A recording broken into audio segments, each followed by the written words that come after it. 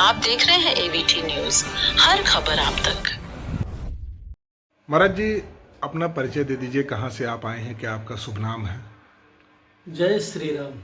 मेरा शुभ नाम है पांडुरंग शास्त्री शितोले। मैं महाराष्ट्र में पुणे के पास अलंदीयम का तीर्थ क्षेत्र है संत ज्ञानेश्वर महाराज, जिनके वहाँ संजीवन समाधि है। महाराष्ट्र में बहुत से संत हो गए। जैसे उत्तर भूमि देवभूमि मानी जाती है, वैसे ही महाराष्ट्र ही संत भूमि मानी जाती है। महाराष्ट्र में संत ज्ञानेश्वरी महाराज, संत तुकाराम जी महाराज, संत नामदेव जी महाराज, संत एकनाथ जी महाराज, संत निलोबा राय, सावता महाराज, गुरुबा काका, बहुत बड़े संत हैं। पूरे महाराष्ट्र संत की भूमि है। और महाराष्ट्र में जो सब विठ्ठल भगवान को पूजते हैं उसे वारकरी संप्रदाय कहा जाता है। वो वैष्णवी संप्रदाय होता है। उनके गले में ऐसी तुलसी की माला होती है और उनका मूल मंत्र है रामकृष्ण हरि। राम को राम पूजते हैं, कृष्ण को कृष्ण पूजते हैं और हरि माने विठ्ठल भगवान को पूजते हैं। और मूल मंत्र से रामकृष्ण हरि ऐसा उनका जय घोष है। आज हम अयोध्या में आए हुए हैं प्रभु राम लल्ला का दर्शन करने के लिए और यहाँ प्रभु की कथा सुनाने जा रहे हैं। हमारे साथ जिसने कार्यक्रम का आयोजन किया है यजमान है, इनका पूरा नियोजन किया है सुनील भाऊ चिद्रवर्मा, मैनेजर है हमारे विश्वंभर पाटिल। ये पूरा 100 लोगों को इकट्ठा करके जिन जिन श्रद्धालुओं की इच्छा होती है यहाँ आना चाहिए, व्यवस्था कैसी होगी। कुछ लोगों का कोई अनुष्ठान होता है कि वो बाहर होटल का नहीं खा सकते, 7 दिन रहना है तो आश्रम में कहाँ रहने का, वहाँ की जानकारी नहीं होती।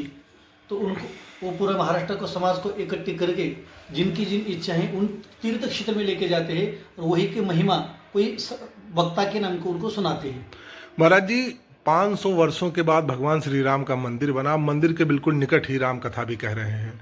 क्या लगता है क्यों इतना विलंब हो गया कि भगवान राम का 500 वर्ष लग गया राम मंदिर प्रतिष्ठित होने में? दूसरी सबसे बड़ी बात, 100 करोड़ हिंदू सनातनियों का भारत है। इसके बाद भी अभी मथुरा और काशी को लेकर संघर्ष चल रहा है। जो सबसे बड़ी मेजॉरिटी है वो अपने ईष्ट को ही अपने जन्म स्थान पर नहीं बैठा पा रही है। क्या कहना है आपका इस पर, क्या आपकी राय है? आपने बहुत ही अच्छा प्रश्न पूछा है। ये हमारे बचपन से हमारे मन में यही आ रहा है।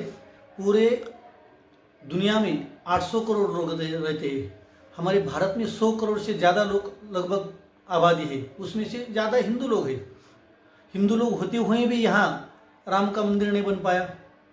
महाराष्ट्र में हमारे संत ने ऐसी कोटि की है, 50 साल के उम्र के बाद भोजन चेंज होना चाहिए, 100 साल के बाद घर की वास्तु शांति और दोबारा होनी चाहिए, 500 वर्षों के बाद मंदिर में पुनश्च मूर्ति स्थापना होनी चाहिए और 1000 वर्षों के बाद धर्म की संहिता चेंज होनी चाहिए। तो मानो कि 1524 में बाबर ने प्रभु राम लल्ला का मंदिर गिराया। उसके बाद 1528 में मीर बाकी ने यहाँ बाबर से नाम की मस्जिद बना दी। तो 1524 2024 500 वर्ष का साल बीत गया। बराबर 500 वर्ष के बाद यहाँ भगवान राम लल्ला की मूर्ति स्थापित हो गई। हम तो धन्यवाद करते हैं इसी सरकार को, जिन्होंने पूरे हिंदुस्तान के सनातन धर्म के लिए आस्था का रखता जो विषय है वो उन्होंने छेड़ा और हमारे श्रद्धा स्थान प्रभु राम का मंदिर यहाँ बना दिया। हम तो इतने प्रसन्न है। अभी हमारे और एक है, काशी तो बन गई, अयोध्या बन गई, अभी तो मथुरा बाकी है। मथुरा भी होनी चाहिए। और हमारा आपके चैनल से सरकार और एक अनुरोध है, जो यहाँ की व्यवस्था है जिसे हम मैनेजमेंट करना चाहते हैं, अमेंडमेंट कहना चाहते हैं। जो संविधान बना हुआ है उस संविधान में अलग अलग धर्म का अलग अलग संविधान है। तो भारत में पूरा भारत का ही संविधान होना चाहिए, या कोई धर्म का या कोई जाति का यह आदमी पैदा हो उसको एक ही संविधान होना चाहिए और हिंदुस्तान का संविधान होना चाहिए। इसमें क्या चेंजेज आपको लग रहा है? उसमें एक हमारी राय है, हमारी मांग है, हम दो हमारे दो सबके दो। हमारे अलग कायदा और उनके लिए अलग कायदा, ऐसा नहीं होना चाहिए।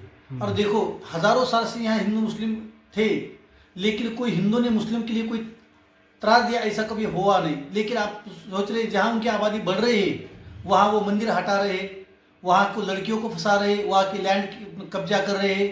इसलिए सरकार से मेरे अनुरोध है कि यहाँ सबके लिए कायदा इकट्ठा होना चाहिए और इतना स्ट्रिक्ट होना चाहिए। यहाँ धर्म ध्वज और राष्ट्र ध्वज छोड़कर कोई देश का कोई यहाँ ध्वज फहराएगा तो उसको तुरंत फांसी होनी चाहिए। महाराज जी, एक और विषय है वर्तमान शिक्षा व्यवस्था जो है लॉर्ड मैकाले की, जो हमारे यहाँ ज़्यादातर कॉन्वेंट स्कूल आदि जगह पढ़ाई जा रही हैं, ठीक है। और हमारे यहाँ 15वीं शताब्दी में जिस समय राम मंदिर भी था, भारत विश्व गुरु हुआ करता था, उस समय हमारे यहाँ जो शिक्षा व्यवस्था थी गुरुकुल शिक्षा व्यवस्था चलती थी।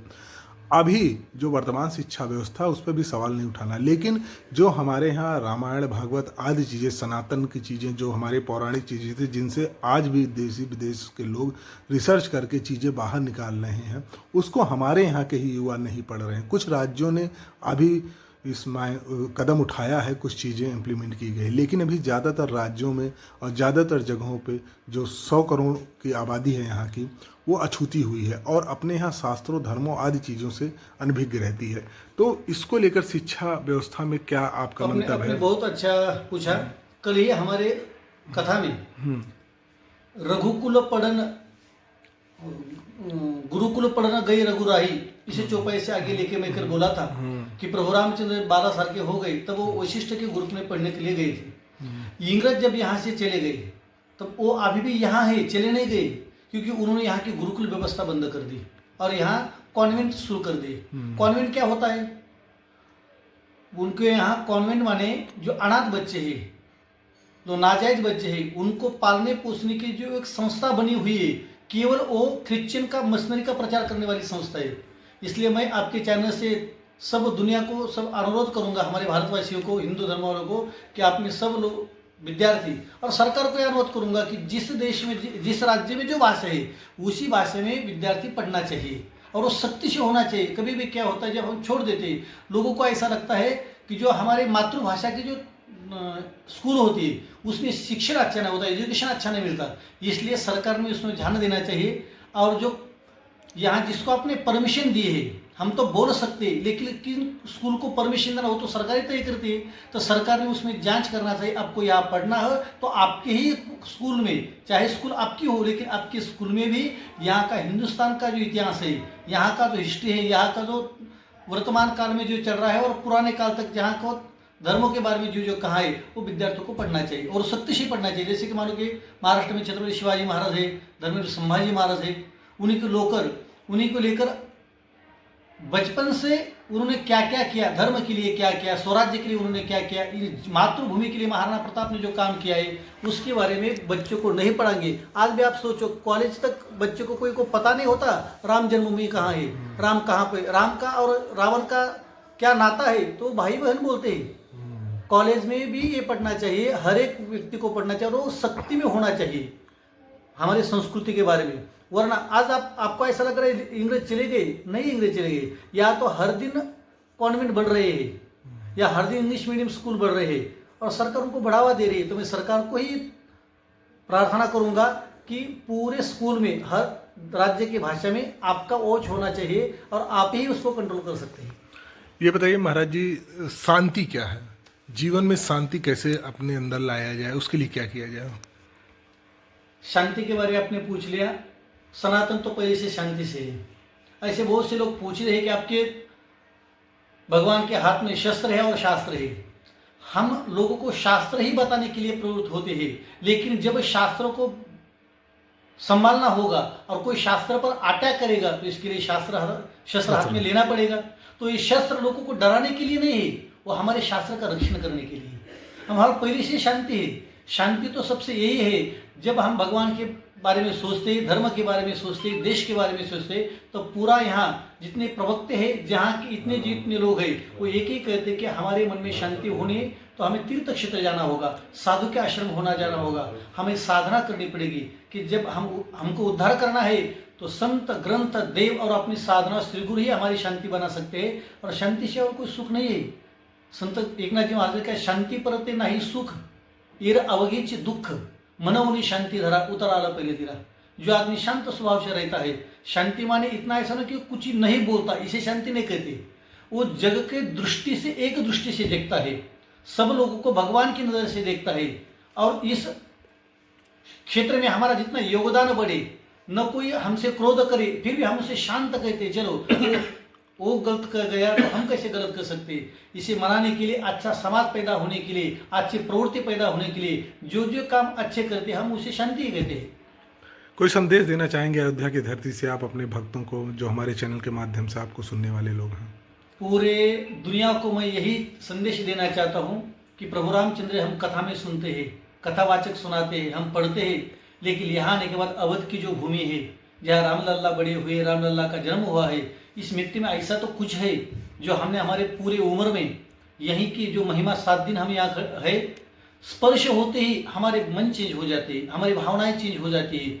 तो इतना बड़ा सरकार ने बना दिया है, तो पूरे भारतवासियों को मैं यही आह्वान करूंगा कि आप अपने जीवन में से समय निकलिए, कितना भी आपको काम हो तो भी आप हर साल अयोध्या में आना ही चाहिए, प्रभु का दर्शन करना चाहिए, हनुमान जी गढ़ी का दर्शन करना चाहिए और शरजू मैया का तीर्थ लेते हुए अपने जीवन को पवित्र करना चाहिए।